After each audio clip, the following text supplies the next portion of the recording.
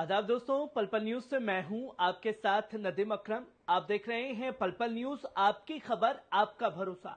आज की सबसे बड़ी और चौंकाने वाली खबर असम से सामने आई है और इस वक्त मैं असम में हूं, जहां असम पुलिस के स्पेशल टास्क फोर्स ने university of science and technology Meghalaya यानी कि यूएसटीएम के संस्थापक चांसलर डॉक्टर महबूबुल हक को हिरासत में ले लिया है।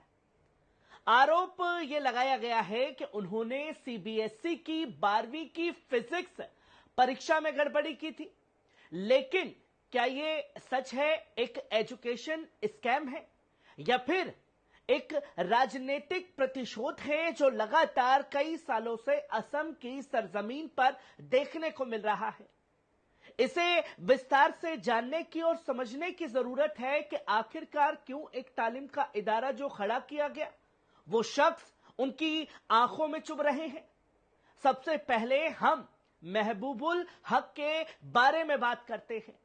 डॉक्टर महबूबुल हक न सिर्फ एक शिक्षाविद है बल्कि पूर्वोत्तर भारत में उच्च शिक्षा के स्तर को ऊंचा उठाने वाले एक बड़े विजनरी लीडर भी हैं।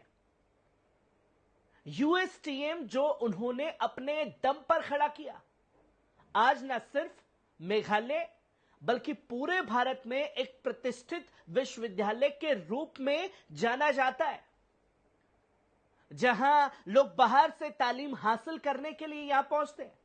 उनका मकसद हमेशा गरीब और पिछड़े तबके के बच्चों को बेहतर शिक्षा देना रहा है और यही वजह है कि उन्होंने हजारों छात्रों को स्कॉलरशिप दी, उच्च गुणवत्ता वाली शिक्षा का स्तर बढ़ाया और पूर्वोत्तर के शैक्षिक को बदल करके रख दिया।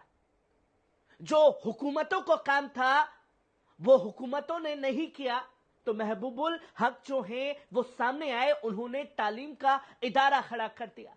पर उनको परीक्षा घोटाले में शामिल किया गया और तमाम तरीके से असम एसटीएफ ने उन्हें साजिश के तहत उठाने का काम किया। इन आरोप और सच्चाई को समझना बेहद जरूरी है दोस्तों। आरोप यह लगाया जा रहा है कि सीबीएसई की फिजिक्स परीक्षा में कुछ छात्रों को अनुचित तरीके से पास कराने के लिए पैसे लिए गए थे, लेकिन जब उन्हें मदद नहीं मिली तो परीक्षा केंद्र में बवाल मच गया। अब सवाल यहां सबसे बड़ा यह खड़ा हो जाता है, क्या इस कथित घोटाले से डॉक्टर महबूबुल हक का सीधा संबंध है? क्या उनके पास कोई ऐसा पद था जिससे वे परीक्षा प्रक्रिया को प्रभावित कर सकते थे? और सबसे बड़ा सवाल, क्या यह सब सिर्फ एक राजनीतिक हथकंडा है ताकि यूएसटीएम जैसी बड़ी संस्था को बदनाम किया जा सके, उसको तालीम के इदारे को कंट्रोल किया जा सके? यूएसटीएम का कैंपस और महबूबुल हक जो एक बुनियादी तरीके से गरीब बच्चों की शिक्षा को आगे लाने का काम कर रहे थे, और इसमें बीजेपी बनाम विपक्ष की भी भूमिका पर सवाल उठते हैं। इस मामले ने एक राजनीतिक रंग भी ले लिया है। असम के मुख्यमंत्री हेमंत बिस्वा शर्मा पहले ही महबूबुल हक पर फर्जी डिग्रियां बांटने और वित्तीय गड़बड़ी करने के आरोप लगा चुके हैं। यहां तक कि उन्होंने यह भी दावा किया दोस्तों, उनका जाति प्रमाण पत्र भी फर्जी है। और यहां तक कि हेमंत बिस्वा शर्मा ने साफ तौर पर कहा कि ये जो यूनिवर्सिटी है मक्का मॉडल लगता है। इस गिरफ्तारी को सीएम शर्मा की राजनीतिक साजिश करार दिया जा रहा है, क्योंकि सीधे सीधे बीजेपी नहीं चाहती कि एक तालीम का इदारा मुस्लिम शख्स द्वारा और मुस्लिमों की शिक्षा को आगे बढ़ाने के लिए खड़ा किया जाए। विश्वविद्यालय है जो मेघालय सरकार है और यूजीसी के अंतर्गत आता है। ऐसे में असम पुलिस को इस मामले में दखल देने का कोई अधिकार ही नहीं है। यूनिवर्सिटी मेघालय में भाजपा की सरकार नहीं, पर गिरफ्तार किया असम सरकार ने। यानी सवाल यह उठता है कि क्या एक तरफा कार्रवाई है? क्या सरकार शिक्षा के क्षेत्र में काम करने वाले लोगों को लगातार निशाना बना रही है? पहले आजम खान की जौहर यूनिवर्सिटी और अब यूएसटीएम में महबूबुल हक को निशाना बनाया जा रहा है। इस पूरे मामले में यूएसटीएम के छात्र और शिक्षक भी परेशान दिखाई दिए, जो कि आप साइड स्क्रीन पर लगातार देख रहे होंगे वीडियो की शुरुआत से ही कि मैंने खुद उस जगह जाकर के विजिट किया। विश्वविद्यालय का कहना है कि यह गिरफ्तारी पूरी तरीके से फर्जी है। कई छात्रों का इसमें मानना है कि यूएसटीएम को बदनाम करने की कोशिश जो है वो की जा रही है और महबूबुल हक के समर्थकों ने असम सरकार के खिलाफ विरोध प्रदर्शन भी करना कुछ जगह पर शुरू कर दिया है, जो कि सवाल खड़े कर रहा है कि आखिरकार तालीम के इदारे से इतनी नफरत क्यों है। क्योंकि नेता के बच्चे तो बड़ी बड़ी यूनिवर्सिटी में पढ़ सकते हैं, विदेशों में जा सकते। क्या गरीब के बच्चे को पढ़ने का अधिकार नहीं है? महबूबुल हक की गिरफ्तारी सिर्फ एक व्यक्ति पर हमला नहीं है, बल्कि यह पूर्वोत्तर भारत की शिक्षा प्रणाली पर सीधा हमला है भारतीय जनता पार्टी का।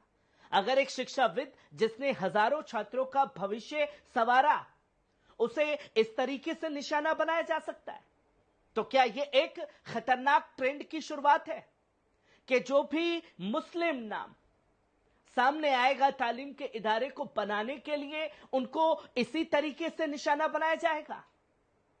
क्या हमारे देश में शिक्षाविदों को स्वतंत्र रूप से काम करने दिया जाएगा भारतीय जनता पार्टी के राज में या नहीं? क्या राजनीतिक कारणों से विश्वविद्यालयों को दबाने की कोशिश की जा रही है, जो सत्ता का मिसयूज करती हुई हेमंत बिस्वा सरकार दिखाई थी? क्या यह शिक्षा को आगे ले जाने वालों के खिलाफ एक खुला षड्यंत्र है? जो काम हुकूमतों को करना था, वो हुकूमतें सिर्फ भ्रष्टाचार में पूरी तरीके से मुलव्विस रहीं। और जब एक उर्दू नाम वाले महबूबुल हक जैसे तमाम लोग और खुद महबूबुल हक जब एजुकेशन सिस्टम को आगे लेके जा रहे हैं, तो एजुकेशन स्कीम के नाम पर राजनीतिक षड्यंत्र रच दिया जाता है। आखिरकार यह सिलसिला कब तक चलेगा दोस्तों? क्योंकि मैंने खुद यूनिवर्सिटी में जाकर के दौरा किया। दौरे के दौरान देखा कि किस तरीके से स्ट्रक्चर पर काम किया गया, कैसे इस यूनिवर्सिटी को खड़ा किया गया और सिर्फ इसलिए टारगेट किया गया हेमंत बिस्वा द्वारा, जो ट्वीट भी यूनिवर्सिटी की गुंबद को देख करके करते हुए आए कि यह तो एक मक्का मॉडल लगता है। आखिरकार इतनी नफरत क्यों हुकूमतें लगातार दिखाती हुई नजर आती हैं एक उर्दू नाम वाले से? और कब तक यह सिलसिला इसी तरीके से जारी रहेगा, यह सवाल अक्सर खड़ा हो रहा है। मुसलमानों को राजनीति से दूर धकेलने की साजिश है, मुसलमानों को शिक्षा से दूर करने की साजिश है। यह लगातार भारतीय जनता पार्टी का एक नया हथकंडा बन चुका है और इस हथकंडे के नाम पर किस तरीके से निशाना बनाया जा सकता है, वो भारतीय जनता पार्टी अक्सर करती हुई दिखाई दे रही है। इससे जुड़ी हर एक अपडेट मैं आप लोगों के साथ साझा करता रहूंगा। दीजिए इजाजत, शुक्रिया।